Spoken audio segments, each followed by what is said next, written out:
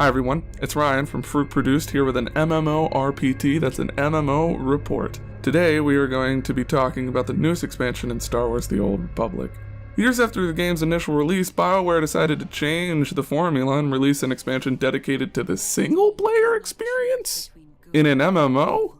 I don't know, but let's talk about it. This is our look at Star Wars The Old Republic's expansion, Knights of the Fallen Empire. Any player subscribed to the Old Republic has access to the newest expansion. New players can jump straight into the new expansion with a dedicated character slot that instantly jumps their character to the previous level cap of 60. This is a wonderful addition for bringing in new blood, and it even sets new players up with an optimal loadout and hotbar layout. I mean, what more can you ask for, guys? On top of this, every class fits perfectly into the new storyline, and the story even has slight variations based on your class. However, if you're thinking that the entire story is going to revolve around your class choice, it's not. Because the story is more centered around your choices and what you decide to do and what you decide to do in a galaxy far, far away. The story is the true driving force in the new expansion. Knights of the Fallen Empire sees a new Imperial power threatening both the Sith and the Republic. Who could be so awesome? Probably Galactus. I'm just joking, Galactus isn't in this game. I don't think, unless it's like an Easter egg. But this new power causes the Sith and the Republic to sort of have to unite, and they're like, hey, you want to work together? And they're like, I guess. I don't want to die.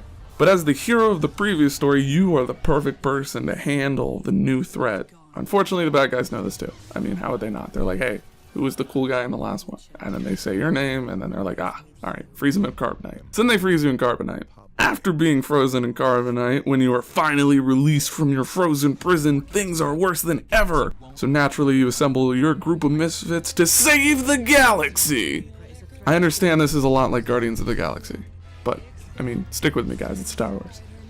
I mean, despite this awesome Guardians of the Galaxy story, the expansion falls a tad short. The story is actually quite linear, and the graphics are slowly showing their age. The combat still feels a tad passive, and it was also way too easy. I mean, I don't think I ever went below 80% when playing through this entire expansion. And that was really upsetting to me. I wanted my health to drop. I wanted to feel on the edge. I wanted to come back from death and slaughter with this new horrible thing, but you don't really get that. You kind of just walk through and kill things. Which, I mean, could be fun, but it wasn't fun for me. To be honest, you could probably make it through this entire expansion just mashing random buttons. I mean, as long as your directional keys are working, and then you're just mashing, if you have a macro of 11 things, and you just click that one button over and over and over again, you'll probably do fine. You might even get an achievement for how well you do in this expansion, and that's upsetting.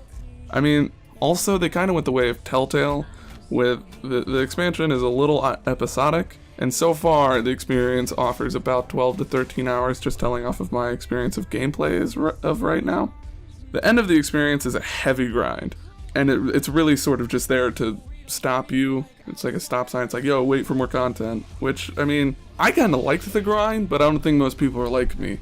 It is classic BioWare in the fact that you're assembling a new army, and you're building an alliance, and you're meeting cool new characters, and you're preparing for this war, but then you have to wait for the war, and that's not fun. So due to the incomplete nature of the story so far, I would recommend, if you're kind of the antsy type who wants a full experience, that you wait before you pay. If you really want to get in there and get ready, I've played it, it's been amazing.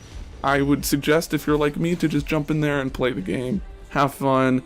Do your daily grind. I mean, it is hard to justify spending $15 for that month on something that isn't completed. So if you really want the best bang for your buck, wait until everything's done, pay for a month, have a wonderful experience. And as always, if you liked that video, make sure to smash that like button, and feel free and encouraged to check out our previous video about the Pokemon competitor Yokai Watch.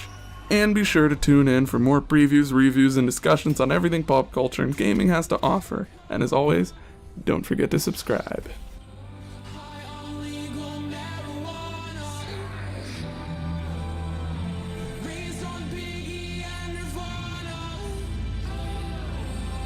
We are